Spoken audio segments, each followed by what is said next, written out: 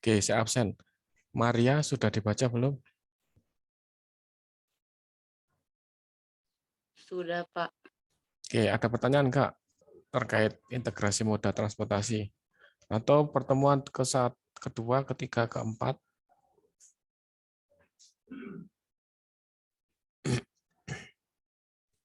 Tidak ada, Pak. Berarti sudah paham semua ya? Nggak ada pertanyaan.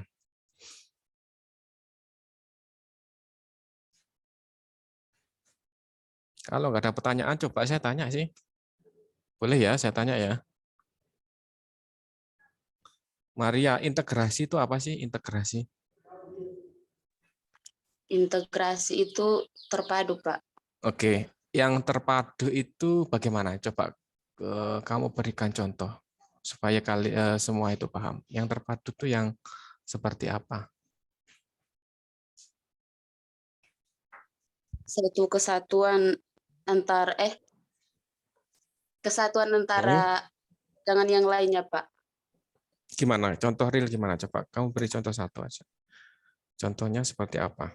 Setelah kamu melihat penjelasan materi dan videonya.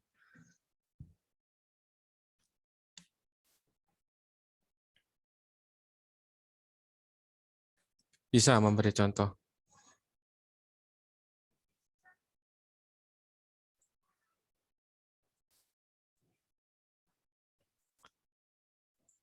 Kalau di awal, di pertemuan sebelumnya kita sudah berbicara transportasi sebagai sistem, kemudian yang kemarin yang offline juga sudah saya jelaskan ya, bagaimana sistem itu bekerja, ada sistem transportasi, kemudian sistem jaringan jalan, sistem kelembagaan, kemudian pertemuan selanjutnya itu kita membahas jenis-jenis pergerakan arus yang terkait dengan arus lalu lintas. Kemudian ada namanya jaringan transportasi. Jaringan transportasi itu yang terkait dengan prasarana jalan. Nah, pada hari ini kita berbicara terkait integrasi. Tadi sudah disebutkan bahwa integrasi itu adalah keterkaitan atau keterpaduan. Ya, paham ya? Keterpaduan yang seperti apa kira-kira contohnya, Maria? Yang lain boleh jawab juga. Contohnya tentang integrasi jaringan, Pak. Iya, jaringannya seperti apa? Itu tentang sistem jaringan prasarana dan jaringan pelayanan, Pak. Iya, Baik, apa? Titiknya apa? Integrasinya yang mana? Di bagian mana gitu maksudnya?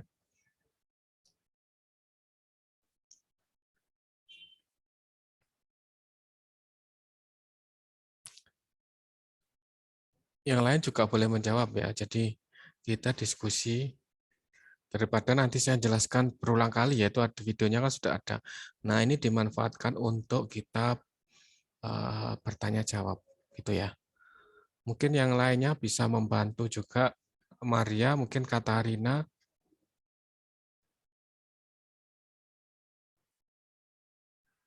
Kalau kita berbicara integrasi, tadi kan sudah dijelaskan, integrasi moda transportasi. Berarti bagaimana kita melihat keterpaduan antar moda transportasi, ya gitu ya. Nah, keterpaduan itu dalam bentuk yang seperti apa? Nah, itu kan menjadi pertanyaan. Keterpaduan yang seperti apa yang ingin diinginkan? Gimana? Yang lainnya, mana yang lainnya ini nih? Kok diam aja ya?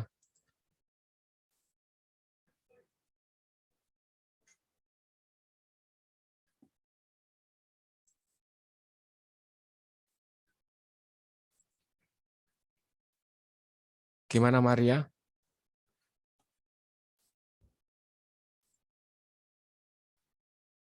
Yang sudah baca siapa lagi? Mohon maaf sebelumnya Pak, suaranya agak jelas saya Pak. Nggak kedengeran suaranya Pak. Oke, suara saya sudah terdengar. Masa nggak dengar? Sudah. Sudah bisa Pak. Halo, suara saya sudah terdengar? Sudah Pak. Sudah, Pak. Ini jelas sekali ini loh. Indikatornya sudah tinggi atau high ini sudah terdengar ini berarti ya. Oke, kembali lagi ke pertanyaan hari ini adalah sistem transportasi integrasi moda transportasi. Nah, integrasi yang seperti apa? Ada yang bisa menjawab nggak? Ini loh saya kasih contoh ini nih kita temanya integrasi moda transportasi. Tadi Maria sudah menjelaskan keterkaitan atau keterpaduan. Nah, keterkaitan dan keterpaduan itu yang seperti apa?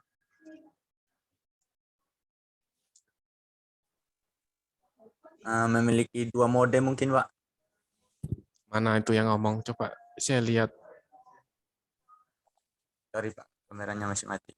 Oke, silakan Marcelinus. Misalnya kendaraan yang memiliki 2 mode mungkin, Pak. Dua model Mode. yang Misalnya seperti yang apa? kereta api dan bus yang bisa di rel dan bisa juga di aspal mungkin. Oke, yang lainnya? Kamu sudah baca belum materi hari ini, Marcelinus?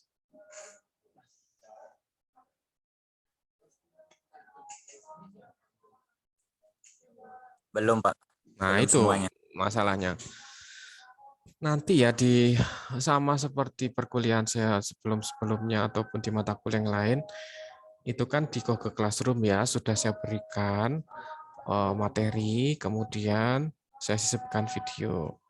Nah, ketika nanti mata perkuliahan saya harapkan kalian itu minimal kan tinggal klik aja kan enak. Itu ada penjelasannya juga. Nah, ketika Zoom yang seperti ini kita bisa diskusi. Jadi diskusinya itu bisa nyambung ya. Karena hari ini kita berbicara dengan integrasi materinya, maka yang saya tanyakan adalah yang terkait materi hari ini supaya kalian dapat esensi dari inti dari perkuliahan hari ini. Ya, tadi di awal menanyakan integrasi moda transportasi. Nah, integrasi itu apa? Katanya Maria tadi integrasi itu adalah keterkaitan atau keterpaduan. Nah, keterkaitan atau keterpaduan itu yang seperti apa? Katanya siapa tadi? Marcelinus ya. Tadi apa tadi? Iya, Dua Pak. mode. Ini tolong dibedakan ya, karena kamu belum baca juga. Bukan mode ya, tapi moda. Moda sama mode itu beda ya. Kalau moda itu bentuk atau jenis ya. Paham ya? Coba dilihat. Moda itu jenis atau bentuk angkutan yang digunakan untuk memindahkan barang atau jasa dari titik A dan ke titik B. Moda. Itu namanya moda transportasi. Misalnya moda transportasi itu ada mobil ya atau angkutan. Itu kan memindahkan barang atau orang dari titik A ke titik B. Itu namanya moda transportasi. Nah, bahasan hari ini adalah terkait kelihatan ya integrasi moda. Jadi penintegrasian bagaimana pengintegrasian antara moda satu. Moda satu misalnya ketika kalian dari kos ya contoh ya. Oke, gambarnya kelihatan ya? Kelihatan, Pak. Kelihatan, Mbak. Nah, ini tolong diperhatikan. Ini contohnya ya. Ketika kalian akan berpergian ke Surabaya, otomatis kalian itu berangkat dari mana? Dari kos ya. Dari kos itu menuju ke tempat misalnya mau memakai moda transportasi angkutan umum misalnya. Nah, kalian jalan menuju ke angkutan umum. Kemudian kalau kita ke arah Surabaya, pastikan kita ke terminal. Nah, itu bagaimana pengintegrasian antara angkutan umum dengan bis? Apakah sudah terintegrasi dalam artian seperti ini?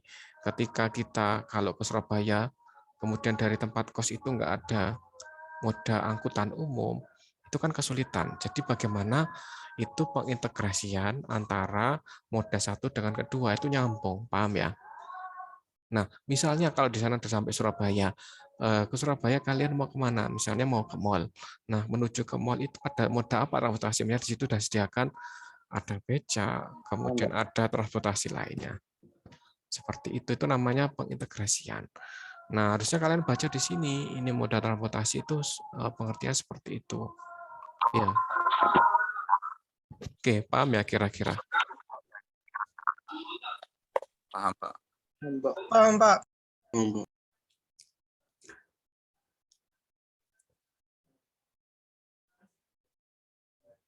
Nah, kita ini hari ini saya ngulang lagi nih berarti ya.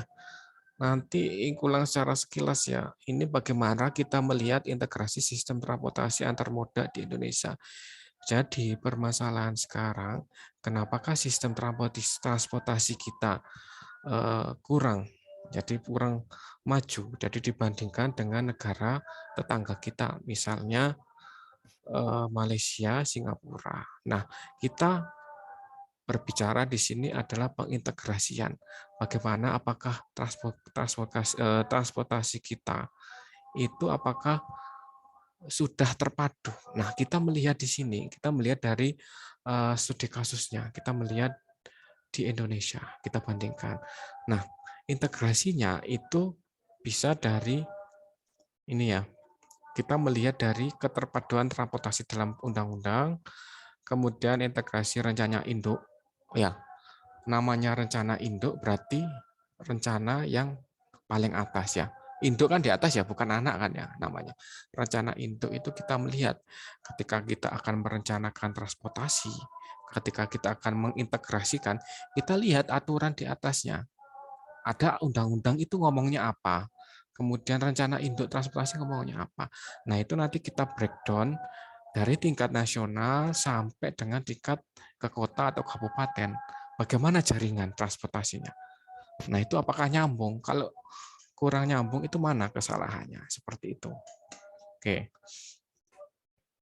Nah, ini permasalahannya adalah interkoneksi pada simbol transportasi yang berfungsi sebagai titik temu yang memfasilitasi alih moda karena mengacu pada rencana induk yang bersifat sektoral. Jadi antara dokumen-dokumen transportasi ataupun terkait itu harus mengintegrasikan dengan rencana induk transportasi. Jadi harus sesuai dengan dari atas di breakdown harus sesuai dengan sampai dengan yang di bawahnya seperti itu.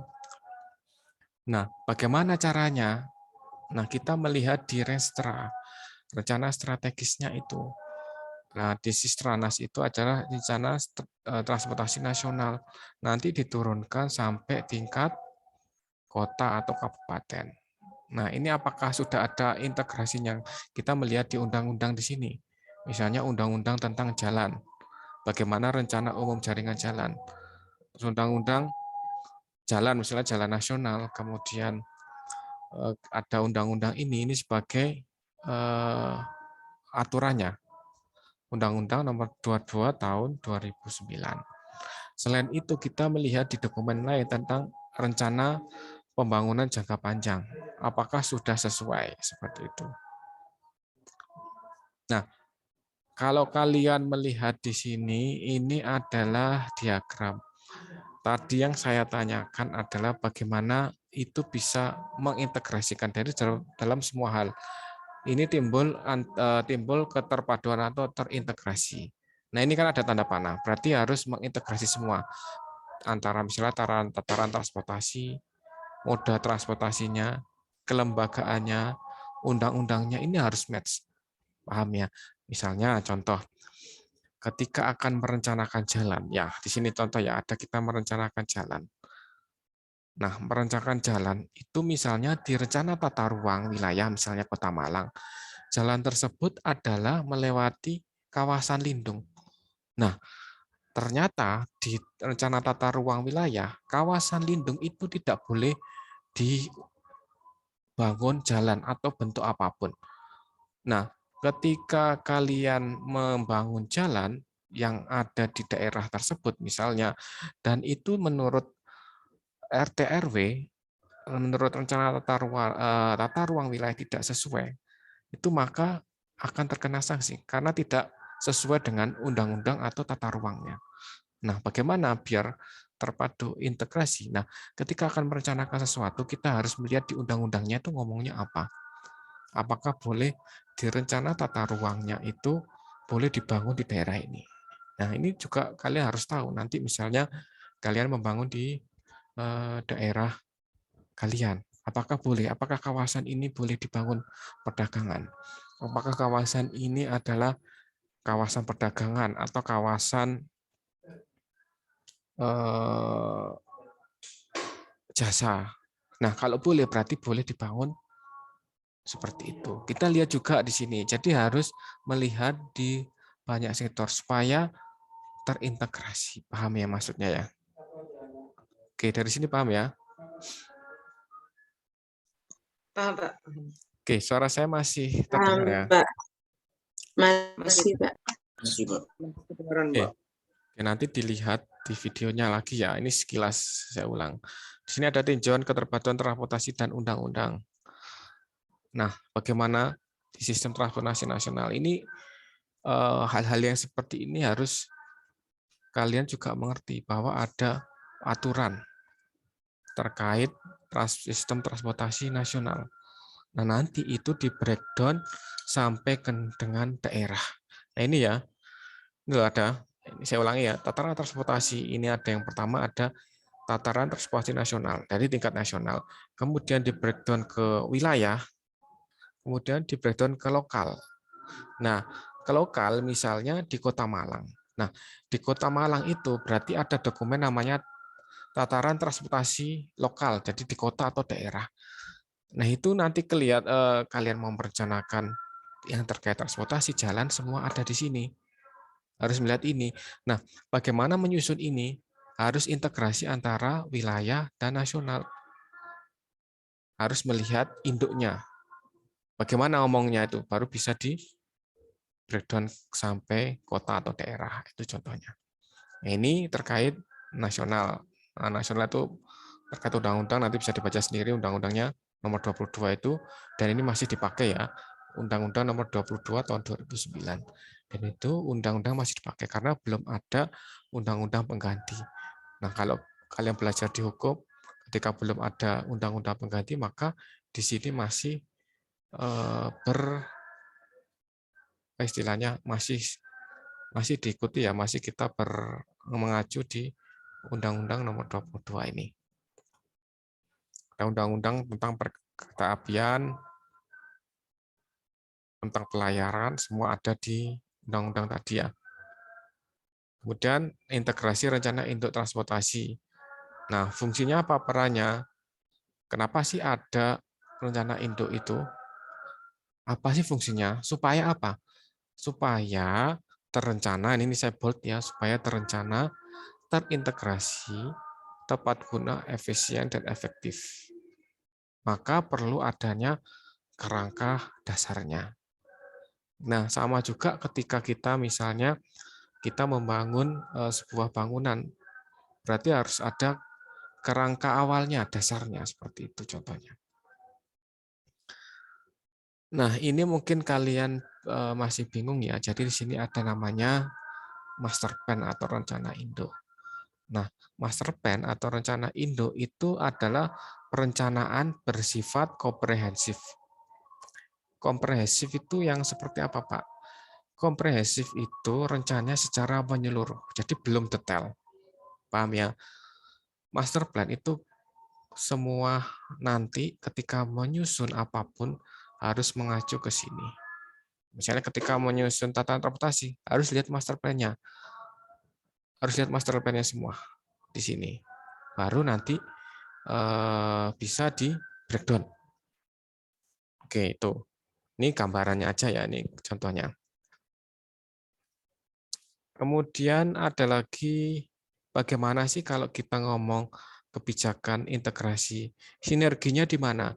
Kalau kita menganalogikan, kalau waktu SMA kalian diajari ini ya, namanya adalah apa ini diagram Venn ya. Diagram Venn ini berarti ada titik yang bersinggungan. Ya, paham ya? Ini bersinggungan, berarti yang di sini ya disebut dengan sinergi. Jadi sinergi itu kan saling bersinggungan. Ya, misalnya integrasi kelembagaan, pembiayaan, fungsi, prasarana, sampai dengan pelaksanaan. Nah, sini ada sinergi. Nah, sinergi ini maka akan timbul kebijakannya. Bagaimana sih kebijakannya? Ada aturannya seperti itu. Paham ya, punya gambarannya. Jadi semua perencanaan, baik itu transportasi, kemudian atau perencanaan lain, itu harus saling sinergi. Karena kita berbicara terkait transportasi, sistem transportasi, maka kita ngomongnya ya sistem transportasi. Nah, di situ nih kebijakan integrasinya. Nah, ini analoginya seperti itu. Jadi misalnya ketika kita membangun pelayanan jalan atau membangun jalan, maka harus saling sinergi terkait misalnya terkait integrasi fungsinya. Yang dibangun jalan itu jalan apa, kemudian sarana prasarananya, pelayanannya sampai sejauh apa. Kemudian ada kelembagaannya yang bertanggung jawab untuk memonitoring sampai dengan pelaksanaannya. Seperti itu. Nah, dalam kegiatan pembangunan apapun itu pasti ada yang pertama namanya perencanaan. Kemudian yang kedua adalah setelah direncanakan dalam gambar kerja, yang kedua ada namanya pelaksanaan. Nah, biasanya yang melaksanakan adalah kontraktor misalnya contoh. Yang ketiga ada tahap namanya monitoring dan evaluasi. Apa sih fungsinya monitoring dan evaluasi? Jadi monitoring dan evaluasi itu fungsinya adalah untuk melihat sejauh mana efektivitas atau pembangunan tersebut itu berjalan lancar atau enggak, atau sesuai dengan manfaatnya. Nah, itu tahap terakhir. Jadi ada perencanaan, kemudian kedua ada tahap konstruksinya, kemudian ketiga ada monitoringnya seperti apa. Itu secara sekilas. Oke, suara saya masih terdengar? Masih, Pak. Masih. Masih, Pak. Oke, ini dibaca sendiri ya. Ini integrasi jaringan itu bagaimana sih? Integrasi fungsi, integrasi pembiayaannya itu gimana, dan kelembagaannya. Misalnya kelembagaan ini saya kasih contoh, tersinerginya koordinasi antar lembaga dalam suatu kerangka perencanaan, pelaksanaan, dan pengoperasian dari berbagai moda yang saling terintegrasi. Misalnya, contoh ini kasih contoh ya supaya kalian paham. Gimana Pak maksudnya integrasi kelembagaan? Nah, ketika kita akan membangun sebuah jalan, maka di situ pihak yang terkait, misalnya jalan apa? Dinas Perhubungan, kemudian ada Dinas PU. Yang terkait jalan adalah PU Bina Marga. Kemudian mungkin ada Dinas Lingkungannya, karena ketika kita membangun sesuatu itu pasti akan merugikan lingkungan. Nah, dampaknya seperti apa?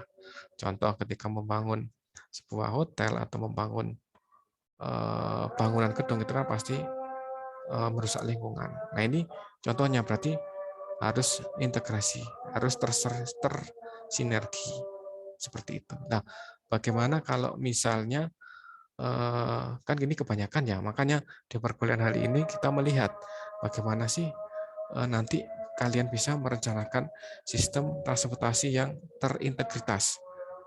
Nah, nanti di mata kuliah yang saya ajarkan nanti juga ada namanya sistem transportasi berkelanjutan, ya seperti apa. Nah, itu kalian harus tahu pengertian masing-masing. Ini kayaknya sudah selesai nih sampai 20. Nah, saya kira itu ya sekilas, nanti kurang selesai, mohon maaf kalau kurang paham, bisa dilihat lagi di video. Jadi saya mohon dilihat sebelum nanti perkuliahan di selanjutnya. Atau nanti saya cek ya, atau saya cek satu-satu. Sudah dibaca atau belum, atau saya kasih pertanyaan. Atau mungkin bisa juga nanti UTS-nya lisan kayak seperti ini, kayak oral seperti ini. Nanti saya kasih nilai langsung misalnya, nggak tahu ya. Di UTS nanti misalnya sudah dibaca materi, saya memberi pertanyaan. Nah, nanti nilainya tergantung kalian bisa jawab apa enggak. Kalau kalian bisa menjawab berarti ada nilainya seperti itu. Makanya saya mohon itu materi yang sudah Bapak share itu kalian baca dan misalnya ada yang belum paham, itu ditanyakan, itu sudah berulang kali saya ingatkan. Oke, sampai sini ada pertanyaan?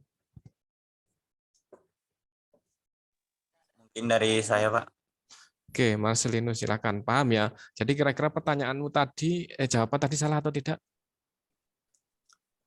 Salah mungkin, Pak. Salah penyampaian. Ya, bukan mode ya, moda ya, paham ya? Dibaca nanti ya. Oke, silakan pertanyaannya. Begini, Pak. Fungsi integrasi moda transportasi itu sebenarnya apa sih, Pak? Yang bagian integrasi moda transportasi pada darat gitu.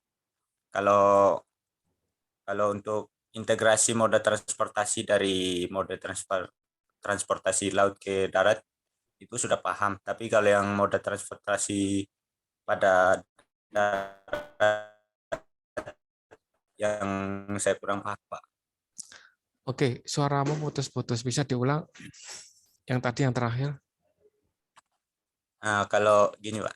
Kalau integrasi mode transportasi dari laut ke darat itu saya sudah paham. Yang ditanyakan? Tapi yang saya belum paham itu yang terkait fungsi dari integrasi moda transportasi pada darat. Darat.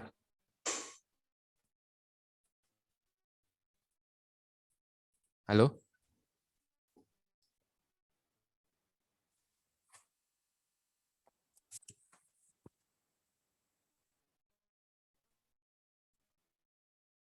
Oke, suara saya terdengar ya, Mas Yan ya? Suaramu jaringannya putus-putus ya, Marcelinus ya? Benar, Pak. Iya, Pak. Mohon maaf jaringan, Pak. Maksudnya itu yang mana? Yang atau ada yang tabel mana? Integrasi yang di darat atau bagaimana ini maksudnya? Yang di darat, Pak. Yang di darat. Kalau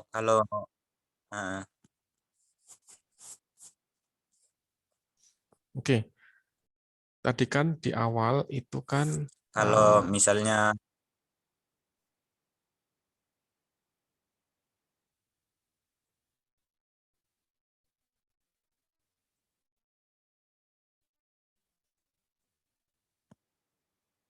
Oke, cek.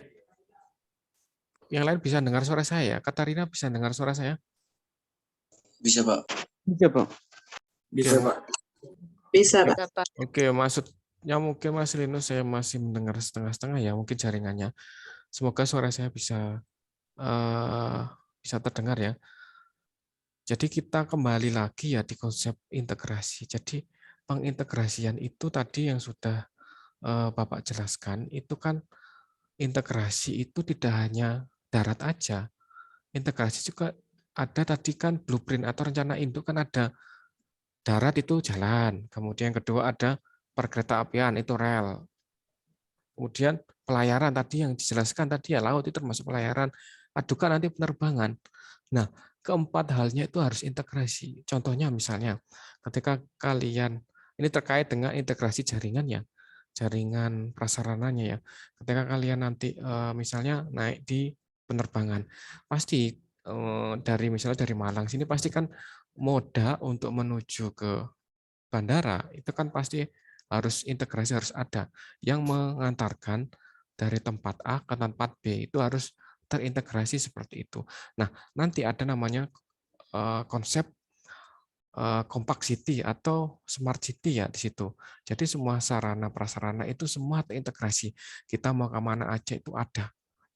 Seperti itu. Nanti juga ada standar berapa waktu yang dibutuhkan ketika misalnya kita kalau berbicara perancangan angkutan umum, massal, itu ada namanya standar kita menunggu angkutan umum. Apakah buruk atau baik. Misalnya ada di peraturan Direktorat Jenderal, ketika kita standar kita menunggu angkutan umum adalah masih maksimal 15 menit. Nah, yang terjadi ketika kita sudah menunggu terlalu lama, berarti kinerja atau tingkat pelayanan angkutan tersebut adalah buruk. Berarti moda transportasi angkutan itu bisa yang pertama mungkin kurang mudahnya. Sehingga apa? Enggak, misalnya kalian menunggu lama. Jadi kalau kita berbicara terkait integrasi, itu semua hal, baik itu jalan, baik itu kereta api, pelayaran atau penerbangan. Tadi dijelaskan, integrasi itu juga kita melihat di peraturan yang terkait, ada undang-undang. Jadi kalau melihat di tataran hukum itu ada undang-undang sampai ke daerah atau perda. Misalnya ada undang-undang, keputusan presiden, peraturan presiden, instruksi presiden. Kalau kalian belajar ya, perda, permen, keputusan menteri dan ke bawahnya. Itu harus saling terintegrasi. Nah, permasalahan yang terjadi adalah yang di Indonesia adalah banyaknya kurang koordinasi ya. Paham ya? Jadi kurang koordinasi misalnya antara dinas terkait. Contoh, misalnya ketika kita membangun suatu jalan, maka di situ harus kita membangun drainase ya. Nah, drainase itu kan dinas yang terkait apa? Kalau jalan kan dinas PU Bina Marga. Kalau drainase apa? Dinas apa? Kira-kira.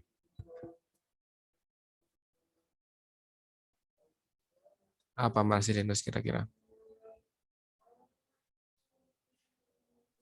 Mohon diulang Pak, kurang jelas. Yang lainnya dengar ya suara saya? Rizky Yadi. Dengar, Pak. Dengar, Pak. Dengar, Pak. Apa? Kira-kira apa? Pertanyaan saya tadi.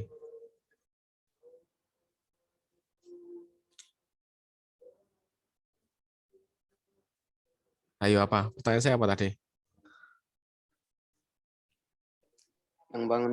Siap yang bangun drainase, Pak. Oke. Di sini yang sering terjadi miss adalah koordinasi antar dinas ya. Paham ya? Jadi itu permasalahan-permasalahan yang ada di lapangan. Nah, di perkuliahan ini bagaimana kita bisa mengintegrasikan. Jadi ketika kita membangun misalnya prasarana jalan, kita harus juga melibatkan dinas-dinas yang terkait supaya perencanaan itu menjadi satu kesatuan gitu pahamnya. Itu contohnya paling gampang. Nah, kalau kita berbicara integrasi moda transportasi, berarti semua moda tadi ya, baik itu jalan, perkeretaapian, pelayaran ataupun penerbangan. Gitu jawaban saya. Kira-kira seperti itu. Marcelinus. Silahkan kalau ada yang lain. Katarina mau tanya?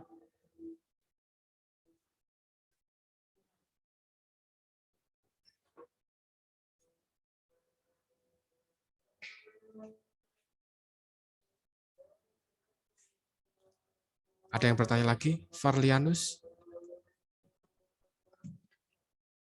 Tidak ada, Pak. Mungkin dari saya, Pak. Silahkan, Getrudis. Ya, Pak. Ini Pak, mengenai ketersediaan moda transportasinya, Pak. Di daerah saya tuh Pak, di mana? NTT, di Sumut.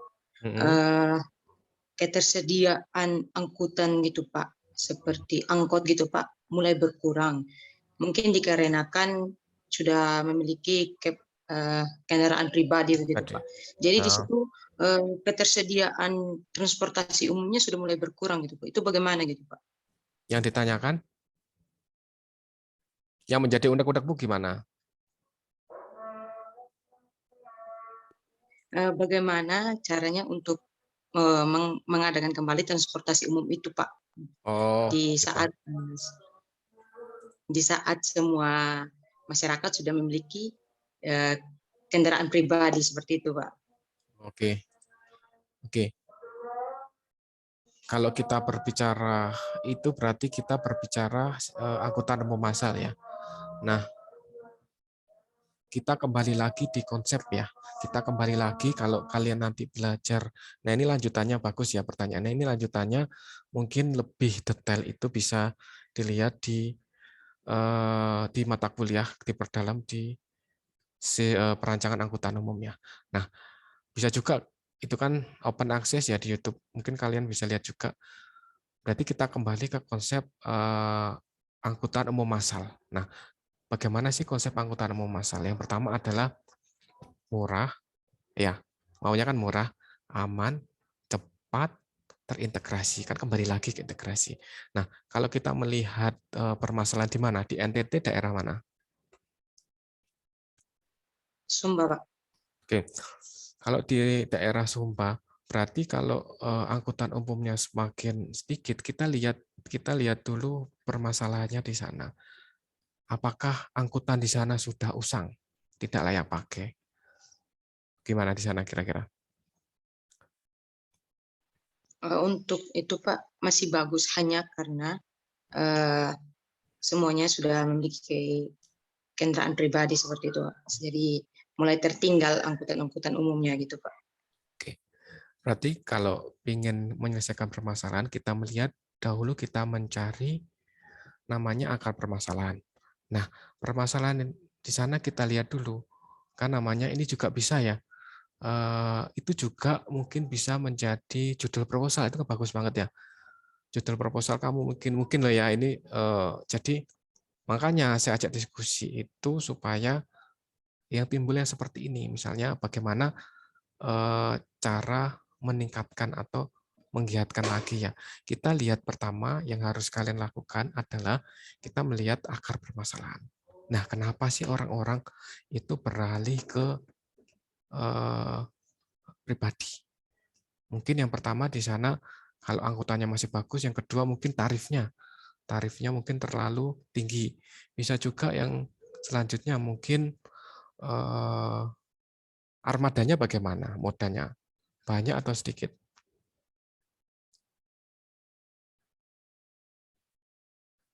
Gimana Gertrudis? Itu armadanya?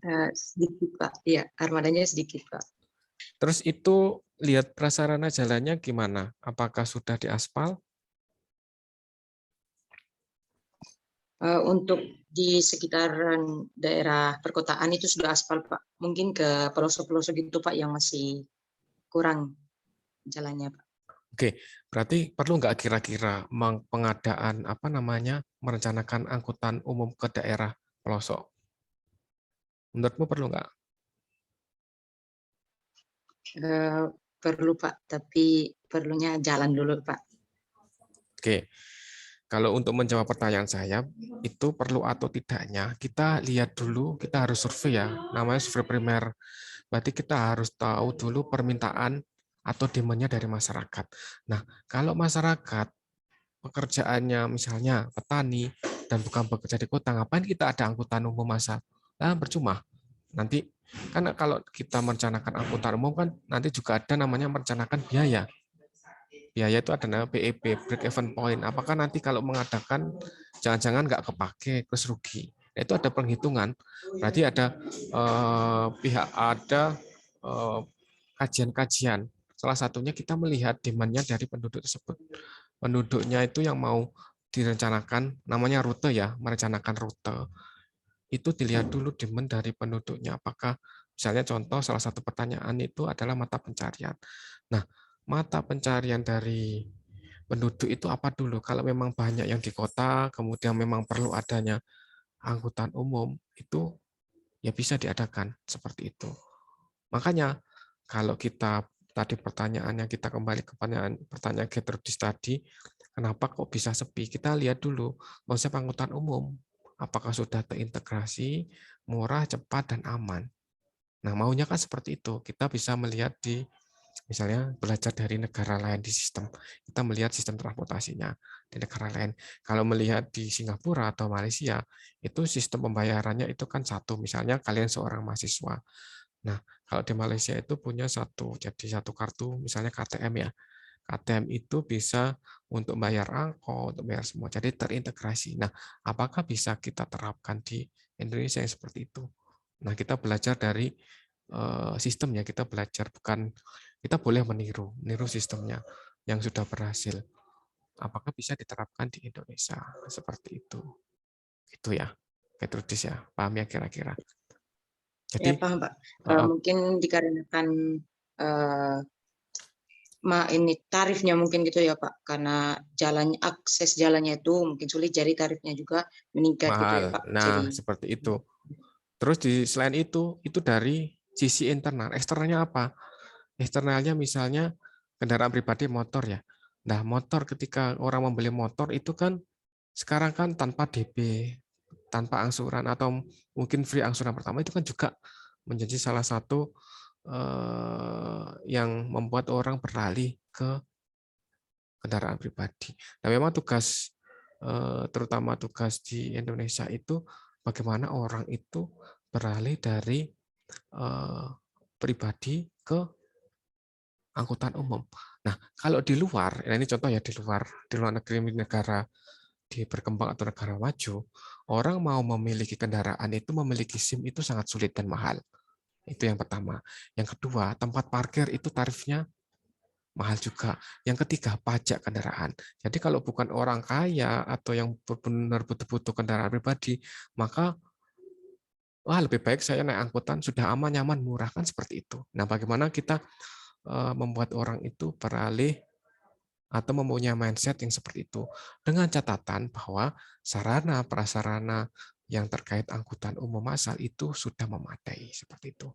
Apakah kita bisa aja kita dengan kita melihat permasalahan yang ada di lapangan kita perbaiki, kita bisa menyontoh sistem contoh dari negara lainnya seperti itu. Paham ya? Itu contohnya. Baik Pak, terima kasih banyak Pak.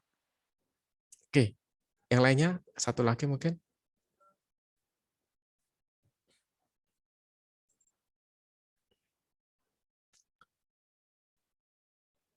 Emilius.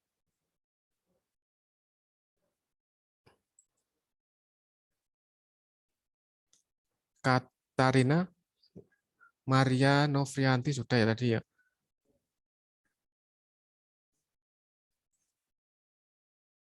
Ada lagi atau tidak?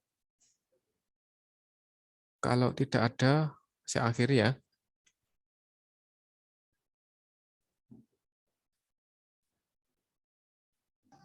Baik, Pak. Sudah. Kalau tidak ada, nanti dilihat lagi ya. Saya mohon dilihat lagi materinya. Supaya kalian itu paham. Oke, kalau tidak ada pertanyaan, terima kasih untuk diskusi dan perkuliahan lewat Zoom hari ini. Semoga menjadi, semoga sedikit ini kalian bisa, bisa paham dan mengerti. Saya tutup. Terima kasih. Selamat siang. Assalamualaikum warahmatullahi wabarakatuh. Selamat siang, Pak. Terima kasih juga. Oke. Saya lupa saya print screen dulu ya. Baik Pak. Oke. Saya tutup ya.